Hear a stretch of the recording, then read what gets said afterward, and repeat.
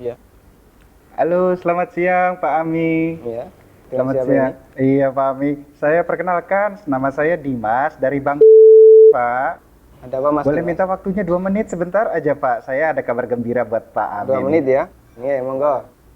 Begini Pak, ceritanya saya ingin menawarkan ada produk kami yang terbaru, Credit Card Platinum kami untuk Bapak. Kebetulan Bapak yang terpilih jadi calon nasabah kami. Cashback, melakukan pencairan dana tunai 30 juta, 2 hari Pak pencairannya. Gimana Pak? Bapak tertarik? Apalagi ini belum ada bebasan annual fee tahunannya Baik, Pak. baik. Sebelumnya saya boleh tanya dulu ya? Boleh Pak? Nggak masalah ya? Baik. Mas Dimas Muslim? Saya, iya Pak, betul Pak. Muslim ya? Alhamdulillah ya. Kita sama-sama Muslim. Iya Pak. Mas Dimas pernah dengar nggak tentang riba? Iya, pernah dengar maksudnya. dengar ya? Iya, Pak, Pernah kebayang bahaya riba nggak? bahaya riba, iya tahu Pak. Mungkin pernah dengar hadisnya atau ayat Qur'annya? Pak, Pernah.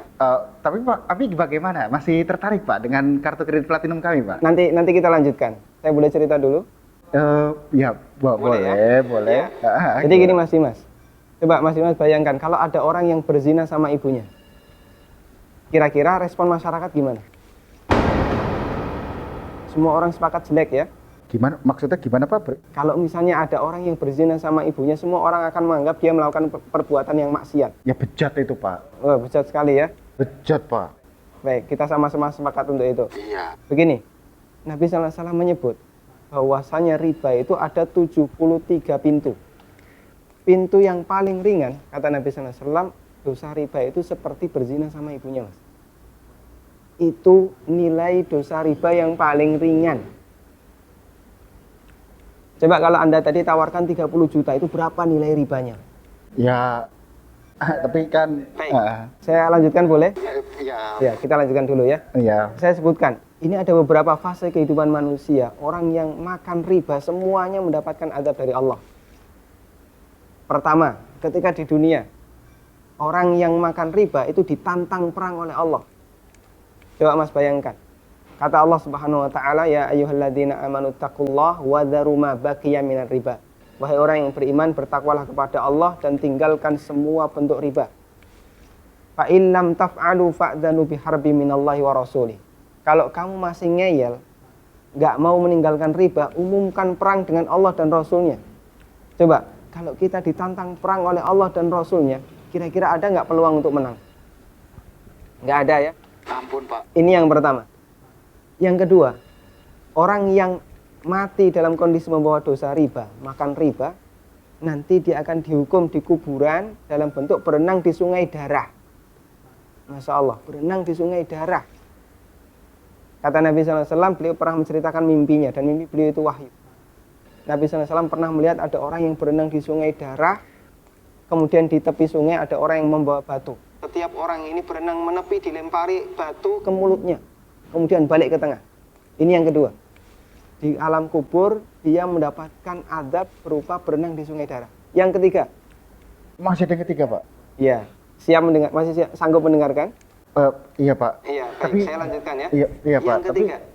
Ketika orang ini dibangkitkan oleh Allah dari alam kubur, dia dibangkitkan dalam kondisi sempoyongan, Mas. Allah Subhanahu wa taala bercerita, alladzina ya'kuluna riba la yaqumuna illa kama yaqumul ladzi yatakhabbathu syaitan minal mas. Orang yang makan riba, mereka akan dibangkitkan pada hari kiamat dalam kondisi sempoyongan seperti orang yang kerasukan. Iya Pak. Artinya yang lain berjalan normal, dia sendiri sempoyongan. Menyakitkan. Kemudian yang keempat, tadi sebelum hisab ya, ketika dia dibangkitkan sebelum hisab, dia sudah disiksa. Yang keempat, setelah dihisab, orang yang makan riba itu kan makan harta haram ya. Iya Pak. Makan harta haram, Pak. kita sepakat itu. Kalau kemudian daging kita tumbuh dari sesuatu yang haram, berhak nggak dapat surga? Enggak Pak. Layak nggak dapat surga? Enggak Pak. Sementara tempat di akhirat cuma ada dua pilihan. Kalau nggak surga, Neraka Pak. maka kata Nabi SAW, kullu lahmin nabata bin suhtin, setiap daging yang tumbuh dari sesuatu yang haram, kata beliau, annar aulabi. Iya Pak. Neraka lebih layak baginya. Coba Mas Dimas bisa perhatikan, dalam 4 fase kehidupan orang yang makan riba itu semuanya sengsara. Ketika masih hidup di dunia, dia ditantang perang oleh Allah. Ketika mati dia berenang di sungai darah. Iya, Pak. Ketika dibangkitkan dalam kondisi sempoyongan, setelah hisab dia ditempatkan di neraka. Iya, Pak. Masya Allah. Masih ada tawaran yang lain? Ampun, Pak. Masih dilanjutkan? Ampun, Pak. Mas Dimas bisa renungkan Iya, Pak. beberapa poin yang tadi saya sampaikan. Iya, Pak. Nanti kalau misalnya ada sesuatu yang belum jelas, tidak masalah, hubungi saya lagi. Iya, Pak. Kita akan lanjutkan diskusi tentang riba. Iya, Pak. Bisa?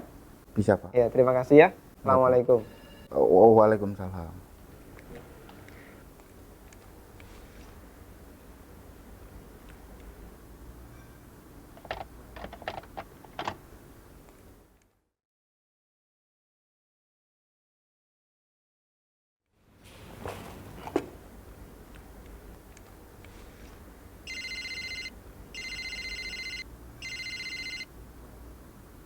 Iya. Halo, assalamualaikum, Pak. Waalaikumsalam warahmatullahi. Saya Dimas nih yang tadi, Pak. Iya, Mas Dimas. Iya. Gimana nih Mas Dimas? Ada tawaran apa lagi nih? Ada lowongan kerjaan nggak ya, Pak ya?